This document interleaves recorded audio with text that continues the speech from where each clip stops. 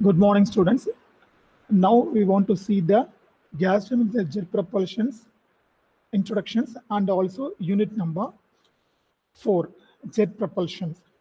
First of all, we want to see the what is mean by jet propulsion. What is the principle for it? The principle of jet propulsion is obtained from application of Newton's third law of motions. We are well-known topic is Newton's third law of motions. For every action, there is an equal and opposite reactions. Then can move on to another topic is thrust. It playing an important role for a jet propulsion. When a fluid is to be accelerated, a force is required to produce this acceleration in this fluid. At the same time, there is an equal and opposite reaction force acting on the fluid. Note the point. At the same time, there is an equal and opposite force acting on the fluid itself. This opposite reaction force can create a thrust force in the engine. What are the classifications of jet propulsion engines? First one is an air breathing engine. Second one is a rocket engines. Air breathing engines seems to be say what it means combustion takes place by using an atmospheric air. Rocket engines takes place by the using its own oxygen supply itself. Air breathing engine has been receiving the oxygen to burn from the atmosphere itself. But for the rocket engine, we are incorporating the oxidizer in the rocket itself. Okay. Right. What are the classification of air breathing engines? First one is a ramjet engine, second pulse jet engine, third one is a turbojet engine, fourth turboprop engines, fifth one is a turbofan engine. Now we want to see the ramjet engine. This is the diagrammatical representation of a ramjet engine. Now we want to see the what are the components of your ramjet engines. First of all, this portion is called as an inlet supersonic diffuser. Another portion is a subsonic diffuser. Another portion is a combustion chamber. Combustion is nothing but burning of fuel. The, the exit portion is a nozzle.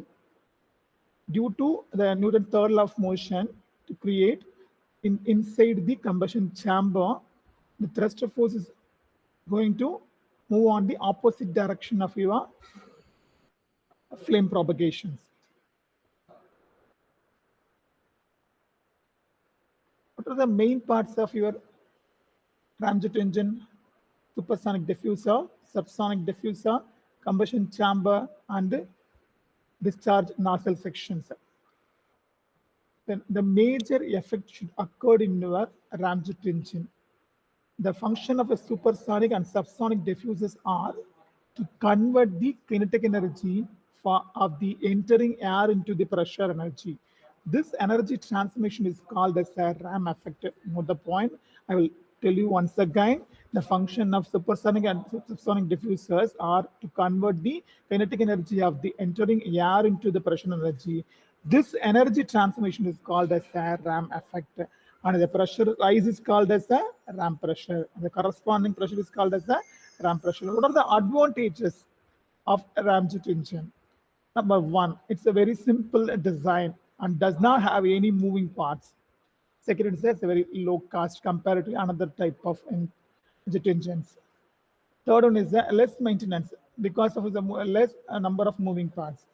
Fourth one is a better specific fuel consumption. We want to reduce the moving parts, consuming the less amount of specific fuel consumption. Fourth one, no upper limit to the flight speed. The last one is a lightweight when compared with the turbojet engine.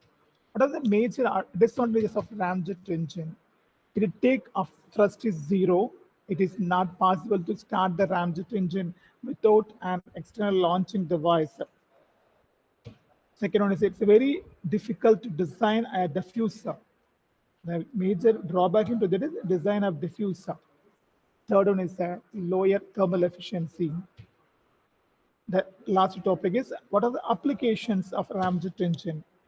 The ramjet engines have high-speed aircraft and the missiles. Note the point, it can be used in aircraft speed engines and the missiles due to its high thrust and the high operational speed. Second is the subsonic ramjets are used in a target weapons. Thank you. Thank you, my dear students.